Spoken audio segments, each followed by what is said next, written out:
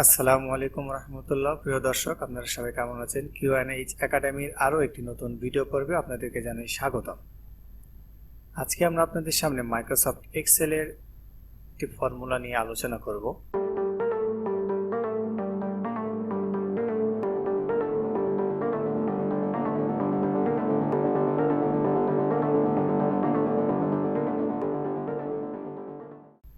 তার আগে আপনারা আমাদের স্ক্রিনে দেখতে পাচ্ছেন, এইখানে আমাদের একটি সাংকেতিক চিহ্ন দেখা দিয়েছে একটি ফর্মুলা লেখার পরে। Hash divided by 0 exclamation point অথবা মার্ক একটি চিহ্ন উঠে আছে।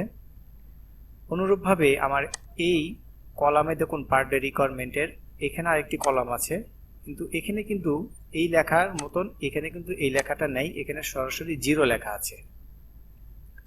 তো এটা কেন লেখা আছে এর জন্য একটু যদি আপনাদেরকে ব্যাখ্যা করি। এখানে আমি কোনো সূত্র ইউজ করি নাই, কোনো ফর্মুলা ইউজ করি নাই, কিন্তু এখানে আমি একটি সূত্র বা ফর্মুলা ইউজ করেছি, সেটা হচ্ছে ইফ ইরর। এখানে 0 হওয়ার কারণ আর এখানে এটার কারণ একটাই, ইফ ইরর ফর্মুলার কারণে আমি এই সেলকে বুঝিয়ে দিয়েছি আমি এখানে যেই রেজাল্টটাই চাই না কেন, আমি যদি সঠিকটা রেজাল্ট চাই সঠিকটা আমি এখানে পাবো, যদি না পাই তাহলে যেন আমাকে কোনো রকম সাংকেতিক চিহ্ন অথবা আমাকে যদি এরকম অবাঞ্ছিত চিহ্ন আসে এটা না দিয়ে আমাকে সরাসরি 0 দেখিয়ে দেয়। কিন্তু এইখানে কিন্তু আমরা এই সূত্রটা ইউজ করি নাই। এই সূত্রটা ইউজ না করার কারণে আমাদের এই লেখাগুলো এখানে উপস্থিত হয়ে আছে। তো এর জন্য আমরা কি করব, একটু আগে দেখিয়ে দিই আপনাদেরকে। আমি যদি এখানে টোটাল ডেজ বসাই আর যদি এইখানে যদি আমি একটা লেফট ডে দিয়ে দিই আনুমানিক, তাহলে কিন্তু দেখবেন যে আমার এখানে একটা চেঞ্জ চলে আসছে। এখন কিন্তু এখানে এই লেখাগুলো আছে, এখানেও কিন্তু আছে, কিন্তু আমি চাচ্ছি আমার এগুলো যদি না থেকে থাকে তাহলে যেন আমার এই লেখাটা না এসে এরকম লেখাটা চলে আসে। তো তার জন্য আমরা কি করব, আমরা সরাসরি এখানে ইকুয়াল টু প্রেস করব, দিয়ে আমরা লিখব ইফ ইরর, যে চলে আসছে ইফ ইরর লেখার পরে আমরা কোন ঘর থেকে কাজ করতে চাচ্ছি, আমরা কোন ঘর থেকে এটাকে ধরতে চাচ্ছি যে আমরা, তো সেই ঘরটা আমরা এখানে ধরে নেব। দেওয়ার পর এখান থেকে আমার এখানে ভ্যালু দেখিয়ে দিয়েছে, আমার এখানে ভ্যালু এটা। এরপর আমাদের হচ্ছে কমা। এরপর আমার যদি এই অপশনটা ক্লিক করি, সরি, আমরা এটাকে ধরবো, ধরার পরে আমরা এখানে ডিভাইডেড চিহ্ন দেব, দেওয়ার পরে আমরা এইটাকে ধরে নেব।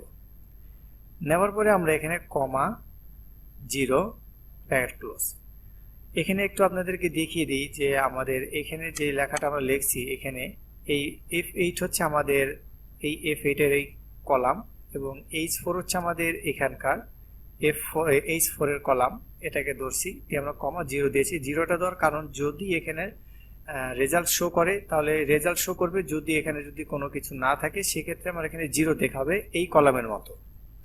তো এটা প্রেস করার পরে আমরা এখানে ইন্টার প্রেস করব। তার আগে আমাদের এখানে আরেকটু কাজ আছে, আমরা এই H4টাকে এটাকে লক করে দেব। যদি এটাকে লক না করি তাহলে দেখুন কি হবে।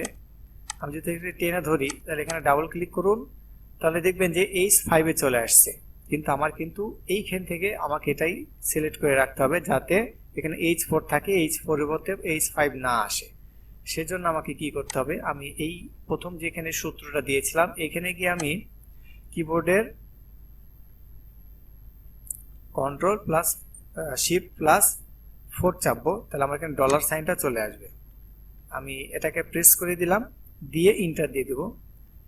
এখন যেটা হবে আমি এখানে টেনে দেব, তাহলে দেখবেন যে আমাদের এখানে কিন্তু ওই আগের মতন যে চিহ্নটা আছে এই চিহ্নটা কিন্তু এখানে আর নাই।